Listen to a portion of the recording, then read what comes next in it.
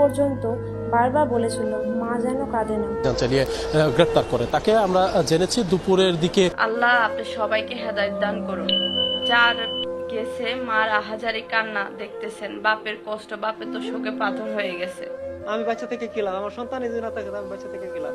একটা হাত তো ভেঙে দিত, দুইটা হাত তো ভেঙে দিত, খালি মুগ্ধ আমার সাথে কথা বললে আমার আব্বা করে ডাক দিত। মৃত্যুর 3 মিনিট আগে কি বলেছিল পারভেজ তা শুনলে আপনার গা শিউরে উঠতে পারে। তাহলে কি পারভেজ খুনিদের হত্যার কোনো বিচার হবে না? চলুন এই সকল বিস্তারিত জানি এই ভিডিওতে।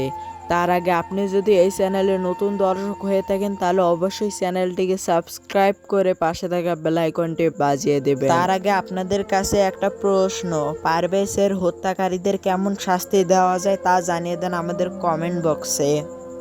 দুপুরের দিকে সিএমএম আদালতে হাজির করা হয় এবং তাকে রিমান্ডের আবেদন করার কথা ছিল, কিন্তু তিনি স্বেচ্ছায় এই হত্যার দায় স্বীকার করে স্বীকারোক্তিমূলক জবানবন্দি দিতে রাজি হয়েছেন, যে কারণে তদন্ত কর্মকর্তারা তাকে সরাসরি আদালতে উপস্থাপন করেছে এবং তিনি এই মুহূর্তে সিএমএম আদালতের 11 নম্বর বিচারকের কক্ষের খাস কামরায় রয়েছেন এবং এই হত্যার দায় স্বীকার করে তিনি আদালতে স্বীকারোক্তিমূলক জবানবন্দি দিচ্ছেন। মূলত এই হত্যাকাণ্ডে তাদের কি ভূমিকা ছিল এবং এই ঘটনায় কারা কারা জড়িত সেই বিষয়গুলো তাদের এই জবানবন্দিতে নিশ্চয়ই উঠে আসবে এবং তারা এই ঘটনায় কিভাবে সম্পৃক্ত হলো সেই বিষয়টিও উঠে আসবে বলে আমরা ধারণা করছি। যদিও এখন পর্যন্ত তার এই জবানবন্দিটি রেকর্ড শেষ হয়নি, আরও কিছুক্ষণ সময় লাগবে বলে আমরা জেনেছি। তবে কিছুক্ষণ আগে আমরা দেখেছি প্রাইম এশিয়া বিশ্ববিদ্যালয়ের শিক্ষার্থীরা কিন্তু সিএমএম আদালত প্রাঙ্গণে এসে তারা বিক্ষোভ করেছে এবং তারা জানিয়েছেন যে আল্লাহ আপনি সবাইকে হেদায়েত দান করুন। যার গেছে মার আহাজারি কান্না দেখতেছেন, বাপের কষ্ট, বাপে তো শোকে পাথর হয়ে গেছে। একটা মাত্র মনে হয় সন্তান, সামান্য একটু হাসির জন্য যারা অন্যায় করে তারা কিন্তু শাস্তি পায় না, আর যে নির্দোষ তাকে আজকে মৃত্যুবরণ করতে হলো। এটার বিচার সবাই একটু বিচার চান।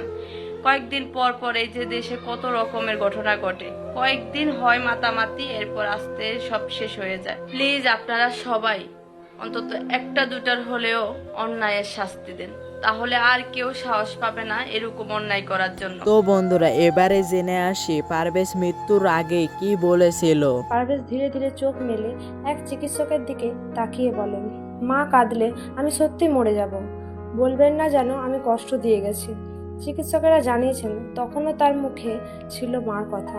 শেষ মুহূর্তে পারভেজ অস্পষ্ট স্বরে বলেন, মাকে বলবেন আমি চেষ্টা করেছিলাম। পারভেজের এক ঘনিষ্ঠ বন্ধু বলেন, ওর চিন্তায় শুধু তার মা ছিল, মরার আগ পর্যন্ত বারবার বলেছিল মা যেন কাঁদে না। প্রিয় দর্শক, আপনারা তো দেখতেই পেলেন মূল কাহিনী। আর আপনি যদি এরকম খবর রিলেটেড ভিডিও চান তাহলে আমাদের চ্যানেলটিকে সাবস্ক্রাইব করে পাশে থাকা বেল আইকনটি বাজিয়ে দেবেন। দেখা হচ্ছে নতুন কোনো তাজা খবর ভিডিও নিয়ে।